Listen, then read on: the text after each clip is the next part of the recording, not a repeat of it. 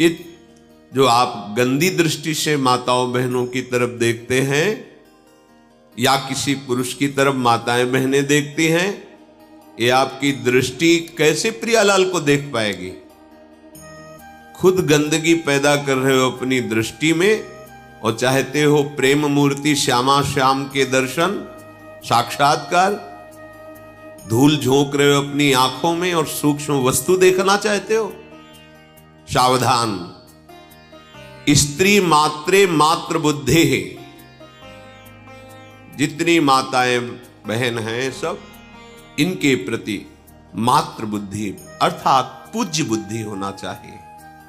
कई बार सत्संग में कहा है कि वो बहुत ही आसुरी स्वभाव वाला राक्षस होगा जो अपनी माता बहन बेटी के प्रति गंदी दृष्टि रखे, नहीं तो परिवार में सब रहते, कहाँ ऐसी कोई मलिन वृत्ति रहती है। पर जहां हम दूसरा भाव आरोपित करते हैं वही हमारी गंदी वृत्ति हो जाती है। इस गंदी वृत्ति और गंदे भाव को त्याग कर ही तो हम दिव्य वृत्ति और दिव्य भाव प्राप्त करने चले हैं। फिर हम सहयोग क्यों देते हैं इंद्रियों को गंदी दृष्टि देखने का? इनको शासन में क्यों नहीं लेते?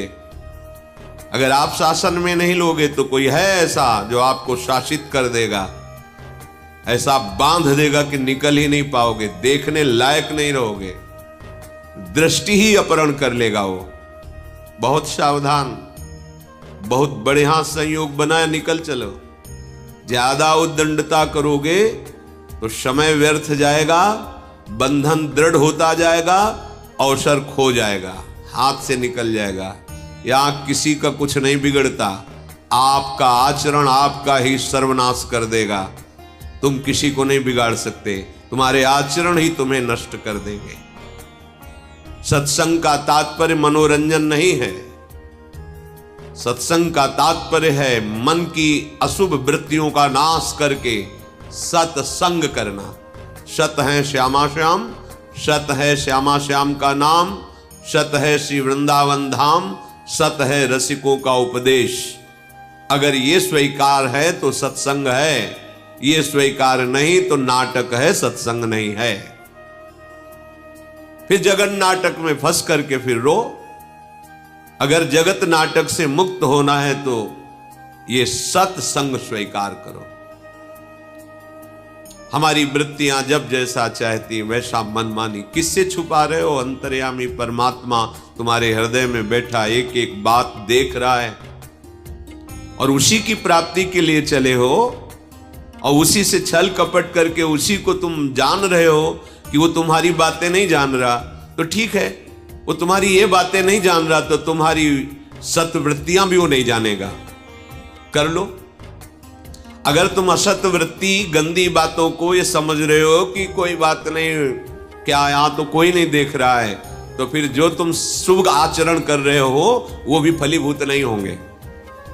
फिर पुकारोगे कि अरे हमने क्या बिगाड़ा, भगवान का ऐसा कर दिया, क्योंकि तुमने मान लिया ना, ये यथा माम प्रपद्यन्ते तास तथैव भजाम्य हम।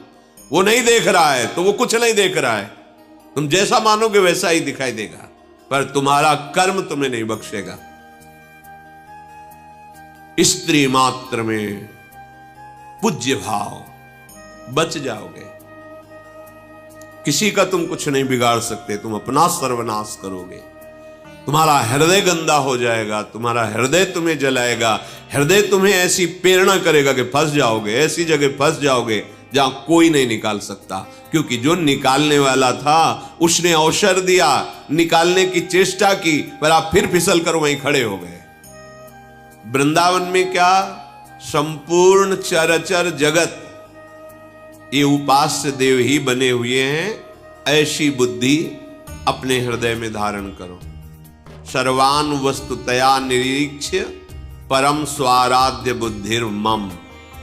मेरी बुद्धि में ये दृढ़ निश्चय हो जाए कि मेरे आराध्य देव प्रभु ही सब रूपों में विराजमान है, चाहे वो जड़ हो चाहे चैतन्य हो, यही साधना का फल है।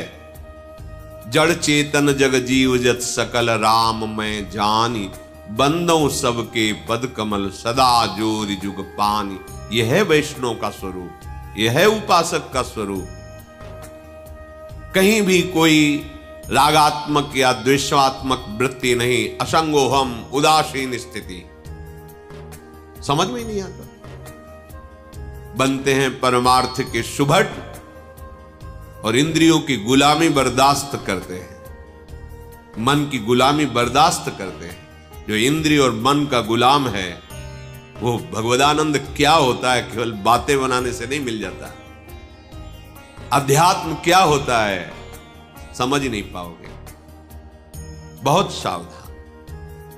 संपूर्ण चर अचर में भगवत बुद्धि। जब उपासक पर कृपा होती है, निरंतर नाम जप, मंत्र जप, वाणी गायन, एकांत सेवन, अपने आराध्य देव की सेवा में तन्मयता, तो झलकने लगते हैं कृपा करके युगल सरकार।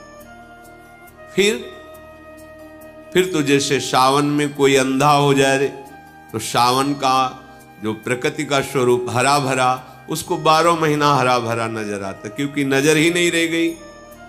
हरे भरे को देखकर अंधा हो गया, अब उसको जीवन भर हरा भरा ही समझ में आएगा। ऐसे ही जड़ चैतन्य कछु नहीं दीखत, जित दीखत तित श्याम खड़े। बिउहल बिकल संभार न तन की, घूमत नयना रूप भरे। करनी अकरनी दो विधि भूले, विधि निषेध सब रहे धरे। नरहरिदास ते भये बावरे, जे यह प्रेम प्रवाह परे। ऐसे महासुख के लिए तुम्हें चयन किया है प्रभु ने, अवसर दिया है प्रभु ने। चूको मत।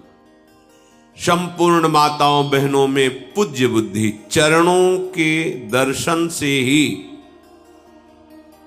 हमारी दृष्टि पवित्र होगी। अगर मुख की तरफ दृष्टि जमाई तो जो चाहे आपन कल्याणा, सुजस सुमति शुभगति शुभ नाना। सो पर नारी लीलार गोसाई, तजौ चौथ के चंद किनाई। अगर माताओं बहनों की तरफ गंदी दृष्टि से देखोगे तो मति गति ऐश्वर्य वैभव सब नष्ट हो जाएगा। जिसने भी इतिहास साक्षी है, माताओं बहनों की तरफ गंदी दृष्टि से देखा, वो चाहे जितना बड़ा वरदानी या बलशाली रहा हो, धूल धूसरित हो गया, नष्ट हो गया। इतिहास साक्षी है, पढ़ के देख लो। सावधान, तुम तो उपासक हो। तुम्हारी दृष्टि जैसे अपने मां को देखने पर परम पावन दृष्टि होती है, अपनी बहन को देखने पर, ऐसे ही जगत में जितनी भी माताएं बहनें हैं वो सब पूज्य है। तत्व दृष्टि से देखे तो एकमात्र सच्चिदानंद प्रभु ही ये स्त्री की पोशाक पहन करके लीला कर रहा है। अपने प्रभु को पहचानो, उनके चरणों के दर्शन करो, उनके चरणों में मानसिक प्रणाम करो। भोग वासना दृष्टि रख करके देखोगे तो वो दृष्टि ही तुम्हारे संपूर्ण सुखों का नाश कर देगी। ध्यान से समझ लीजिए, वो दृष्टि ही तुम्हें और किसी के नाश करने की जरूरत नहीं, वो खुद तुम्हें नाश कर देगी। तुम्हारे सुख की, शांति की, पवित्रता की, पुण्यों की होली लग जाएगी। बहुत सावधान। ये जीवन एक एक कदम सावधानी से चलने के लिए मिला है। चराचर में, वृंदावन में केवल प्रिया प्रीतम के प्रेमी जन ही विराजमान हैं, ऐसी भावना करो।